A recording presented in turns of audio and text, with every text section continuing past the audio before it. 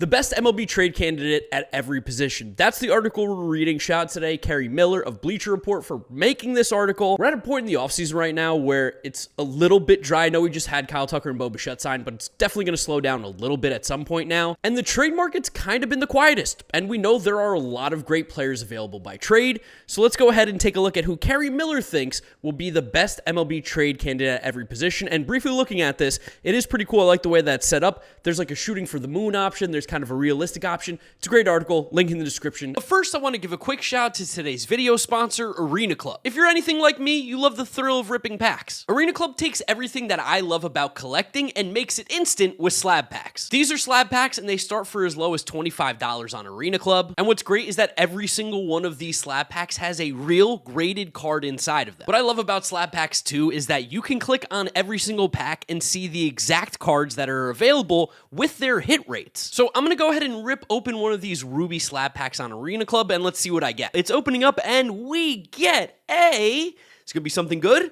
We get a Jung-Woo Lee Blue Refractor rookie card.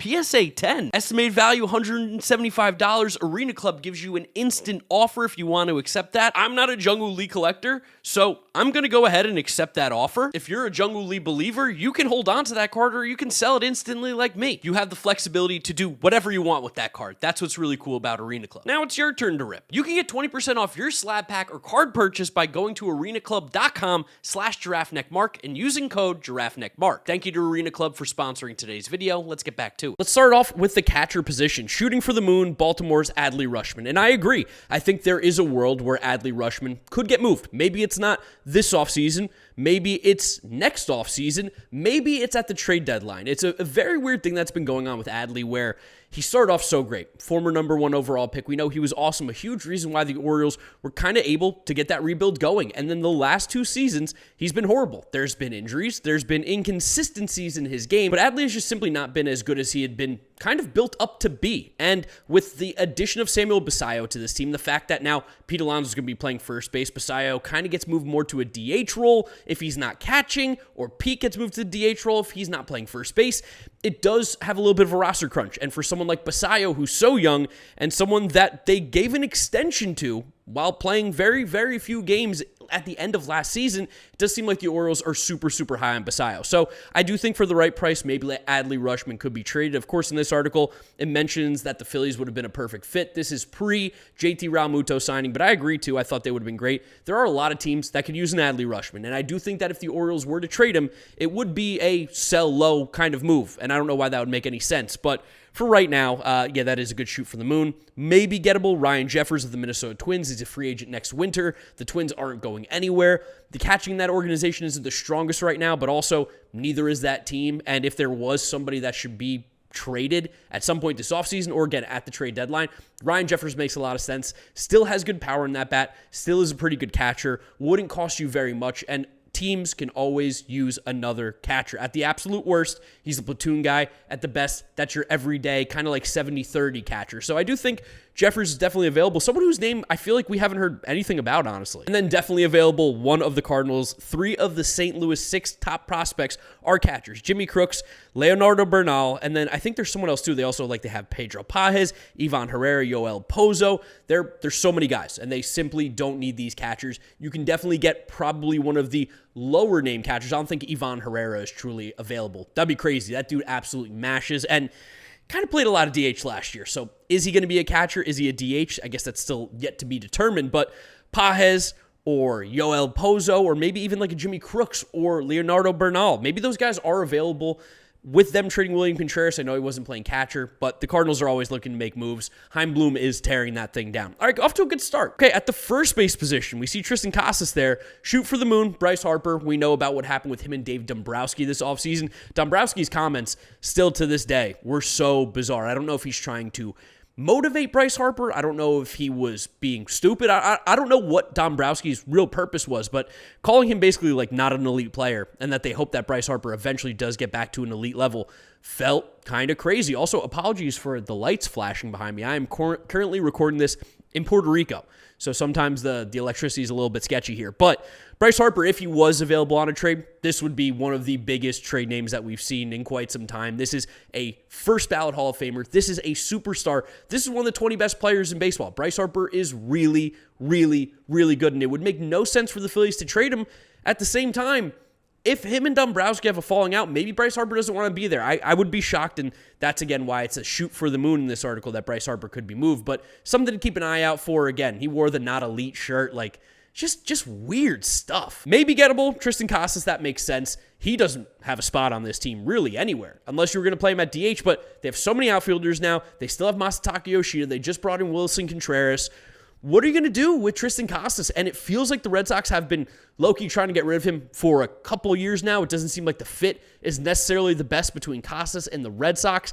On the field, off the field, all this stuff just seems to be a bit of a headache. The problem is, again, you'd be trading mega low on Tristan Casas. And at the end of the day, for all the nonsense that goes on with him, for all the bad injury luck, he is a good ball player. Gets on base a ton, hits the baseball hard, is a pretty good first baseman, and he's young and controllable. It would be stupid for the Red Sox to move him for nothing. But if they can move him and get a piece that does, again, help out this team more so than Tristan Casas can in the near foreseeable future, I think you have to consider making that trade. And then last, of course, is Yandy Diaz.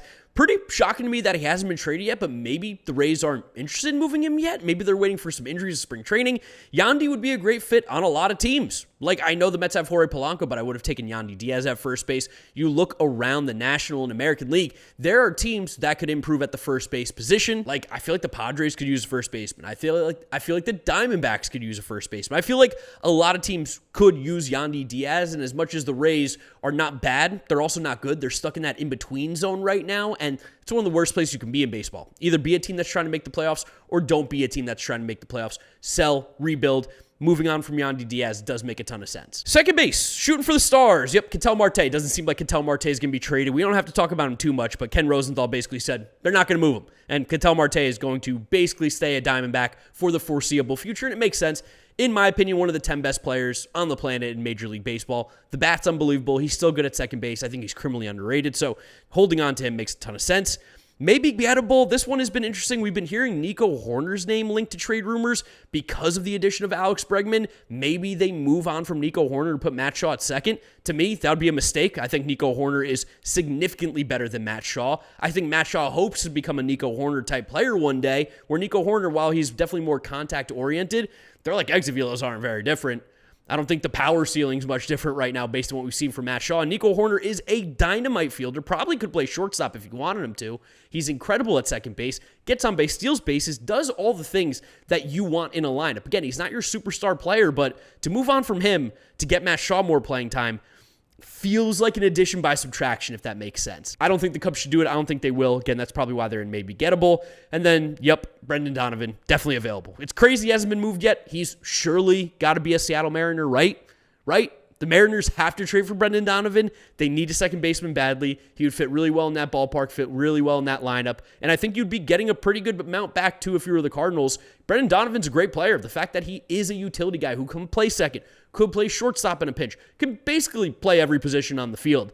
That has value along with the fact that he is a good player. So yes, Brendan Donovan, very much available. Third base we now go. Okay, so the shoot for the moon is Isaac Paredes, and I guess that's fair. Like, technically, one of him or Christian Walker might get squeezed out of Houston right now, which feels crazy, and I think they're going to look to move Christian Walker way sooner than they'd ever look to move Isaac Paredes. Paredes is younger, better, looked better last year. Christian Walker looked horrible. It's kind of weird, but the fact that they brought in Carlos Correa at the end of the year, he's your third baseman, you have shortstop, you have second base, you need a first baseman, and that's between Christian Walker and Isaac Paredes, along with DH being Yordan, unless Yordan goes to the outfield, which he shouldn't. Houston's a bit of a weird mess, but they have all good problems, if that makes sense. Maybe gettable, Alec Boehm. Here's the thing. Who wants Alec Boehm? Seriously, who wants to pay Alec Boehm $10 million? Like, he is a contact first third baseman who can't play the position. He plays it horribly. He's terrible defensively. He doesn't have a lot of power. I don't know what the ceiling is on a guy like Alec Boehm. Like, how much better will he ever be than what we have seen? I'm definitely one of the harder critics of Alec Boehm. I don't think he's anything special. I don't think he's bad. I don't think he necessarily hurts your team, but you're going to go ahead and trade and also pay him money in a contract expiring year. I don't know why you would help the Phillies out and get rid of this guy.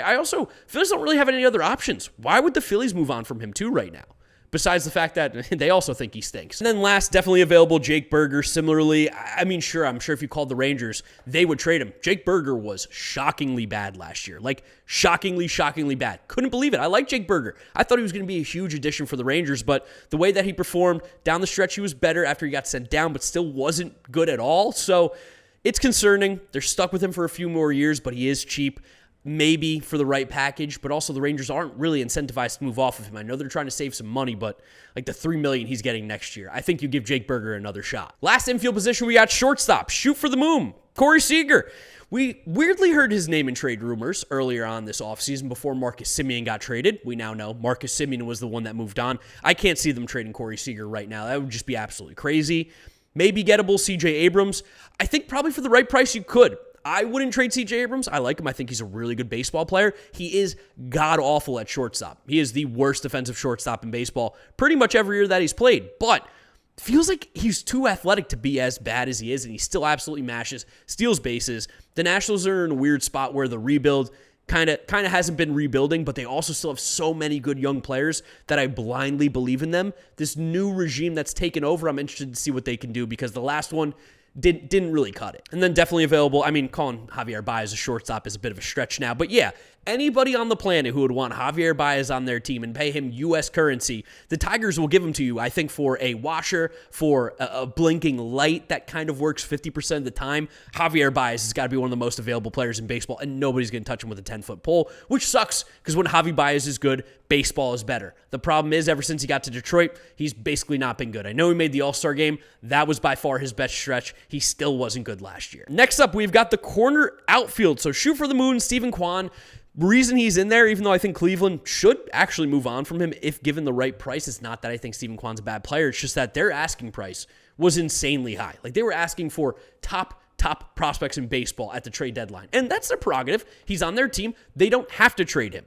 But for a guy who is contact first, a Gold Glover in the corner, I feel like there's a point in time where there's got to be the right value to move on from Stephen Kwan. And if they get presented that offer, I think the Guardians should consider it. I don't know if Stephen Kwan is necessarily a needle mover in a Guardians lineup as much as he is for some other teams. I don't think he's a needle mover to begin with. I think he's a very good player. I think he's a guy who gets on base that helps out with J-Ram, but this Guardians team's so weird. I wish that they would spend. By not spending, it makes keeping a guy like Stephen Kwan a little bizarre. Maybe I'm crazy for that take. You can let me know in the comment section. Maybe gettable. Jarren Duran, definitely. There's been a rumor maybe Brett Beatty for Jarren Duran floating around because the Red Sox need a third baseman, even though they have Marcelo Meyer, but maybe he goes to second. Red Sox could probably use a third baseman next year. Brett Beatty fits there. The Mets could use a corner outfielder, and Jarren Duran would be a good guy. He could be towards the top of the order for this team, or maybe even in the middle, because the top of the order, actually, I'm kidding. Top of the order is not going anywhere. You would go Francisco Lindor, Soto, Bichette, 1, 2, 3. Weirdly, maybe Duran would hit fourth because that's now the second leadoff spot. We'll talk about that in another video, but Duran's available. I think Willier is also, but probably less available than Duran just because Willier is younger, a little more control, less money. They just got a crowded outfield. Like, Roman Anthony's the best outfielder on that team. He's not going anywhere. It's a squeeze again between Duran and Abreu. We'll see which one gets moved. Duran is definitely more available. And then definitely is Nick Castellanos. Yeah, the Phillies are doing anything in their power to not have Nick Castellanos. He will play for somebody that is not the Philadelphia Phillies this season. They will pay pretty much his entire contract to not be on their team. Because if the other team were to pay 1 cent of this Nick Castellanos contract in 2026, I don't know if the Phillies get anything back. Like, they might get back a 28-year-old journeyman AAA reliever who throws like 92. Nick Castellanos has zero value right now. He is a DH who plays the outfield. Doesn't really hit more than league average with a poor glove. This stuff was weird in Philadelphia. He clearly hates Rob Thompson, and Rob Thompson might hate him. It's a bad situation there. Castellanos is gone. There's no way he's on that team opening day. Center fielder, shoot for the moon, Byron Buxton. Yep, we don't, again, know what the Twins are doing. Are they selling? Are they buying? Are they doing nothing? Nothing would be the worst. Is Buxton available? We know how much he loves Minnesota. We know he doesn't want to leave. He's got his family there. He has the no trade clause, I believe, as well, where he can decide whether or not he wants to even go. So he can pick and choose what team he goes to. Similarly, I just don't see this one happening this year, at least not until the trade deadline. Maybe gettable, Luis Robert Jr., $20 million this year, $20 million club option next year. White Sox seemingly have to trade him, but also they don't, because they're so bad that they can play him out there, see what he's got, and even if he stinks, he's still going to be available at the trade deadline. If they don't get an offer that they want, they can do it again. They can run it back. Luis Robert has all the raw tools and talent that gets people excited in baseball. He just has not put it together for the last couple years. Go back to what, like 2022, 2023? I don't remember exactly what season. He was awesome. 30-plus homers, stealing bases, elite defense. Just the last few years have been terrible, and I do think a scenery change, this is the most obvious change of scenery guy ever. He will 100% bounce back. And then definitely available, I mean, we're putting Miles Straw in here. Like, why? Why even talk about Miles Straw? Yeah, of course he's available. Who in their right mind would pay Miles Straw $8 million a year for the next 3 years? That's insane. That's absolutely nuts. There's no team in the world that will take that money. It was kind of crazy that the Blue Jays ever did it. I think it was because they wanted international bonus pool money to try and get some more money for Roki. That failed. You got to get rid of Miles Straw. He's not a player that needs to be on a major league roster for a winning team right now. And then I'm assuming we're going to have pitchers. Ooh, okay, left-handed starting pitcher, Tarek Skubal, shoot for the moon. I mean, he's not getting traded. There's no way. It seems like the price is going to be so insane, and it should be because he's the best pitcher in baseball for a guy who is going to hit free agency unless you sign an insane extension. But Boris guys don't really do that in season. It's one of those where it makes too much sense to not happen, but also makes so much sense to not happen, if that makes any sense. That was one of my worst sentences ever. All right, let's move on. Mackenzie Gore. Yes, Mackenzie Gore might be gettable. He's someone who I'm really interested to see what, again, the new regime in Washington can do with him. We know there is an elite pitcher somewhere inside of Mackenzie Gore. The stuff he has from the left side, you don't see it very often. The problem is he's so inconsistent. The problem is he just goes through stretches where he's horrible, unpitchable at times. One of the most frustrating pitchers to watch in all of baseball. Change of scenery probably does him good, but are the Nationals willing to get rid of him just yet? It would have to be a crazy offer, similarly to C.J. Abrams, even though Abrams had way more success than Gore. And then last, definitely available, Sean Manaea of the New York Mets. I'd agree. I think if anybody wants to take Sean Manaea's contract, they will get it. I think the Mets would move on from Sean Manaea, but also at the same time, down the stretch, while his ERA was horrendous in the second half, he was striking out as many batters. The K-to-walk ratio was the same for Tarek Skubal, I think from August 1st onward from Sean Manaea compared to Tarek Skubal, which is crazy. I'm not saying they're the same by any means, but there's something to tell you that maybe Sean Manaea got a little bit lucky or wasn't used properly. He definitely got absolutely crushed. Most of that was trying to go too deep into games because the Mets needed it so bad. But he showed some stuff at the end of the year. Mets would move him, though, if someone took him. Right-handed starting pitcher. Shoot for the moon. Hunter Green. Makes sense. Again, why would the Reds do this? I'd actually be really mad. Unless he was going to the Mets, I'd be really mad for baseball, for the Reds, for that fan base. That ownership should be forced to sell if they trade Hunter Green right now. This contract he's on is... It's incredible. It's incredible. $8 million this year, $15 million in 2027, $60 in 28, $21 million club option in 2029. You can't move on from him. There's other pitchers in this rotation you can trade. Hunter Green can't be one of them. This is interesting. Maybe gettable. Tyler Glasnow. Do $30 million this year, $30 million in 2027, and a $30 million club option in 2028, or a player option of $21.6 million. The biggest issue always with Tyler Glasnow is his health. If he's healthy, he's awesome. If he's not, you get like 80, 90 innings out of him. That's the big concern with Glasnow. I guess the Dodgers, given their money situation, maybe would move on from him, but also maybe they wouldn't because Kyle Tucker just blew them past the luxury tax. There's kind of no need to move Glasnow. They're probably going to move one of the younger starting pitchers to go get somebody if they do make a move. But Glasnow being available would be very, very interesting. It would be a way for them to kind of easy save money without actually getting really that much worse, which sounds insane. But Glasnow came out of the pen at times in the playoffs. That's nuts. And then definitely available, Kodai Senga for the Mets. I think the Mets are probably less inclined to trade Kodai now than they were at the start of the offseason. But for the right price, again, Kodai Senga, I think, is a goner. They have a bunch of young pitching. Kodai's relationship with the Mets got really weird at the end of the season. He got sent down to Syracuse, but it felt like there was this whole kind of standoff situation. It was bizarre. I don't know what's going on. I want the old Kodai back. I miss the old Kodai. I just want to see that version pitch again for the Mets. And then, do we have anything else? Oh, we have relief pitcher. Nice. Okay, shoot for the moon.